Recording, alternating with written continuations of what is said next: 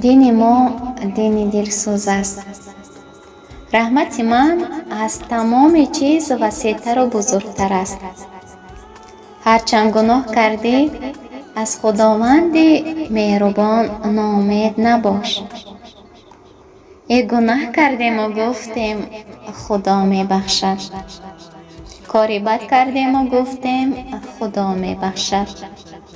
دروغ و فریب و زنا کردیم و گفتیم خدا می بخشد. عذرخواهی کردیم و گفتیم خدا می بخشد. الله می خواهد دست ما تو را گیرد و دست به دعا باش. خدایا گناه کردم، توبه و ندامت می کنم، دست مرا گیر. الله بخشنده و مهربان و غمخوار است. البته دست ما تو را می گیرد و با آغوش رحمتش.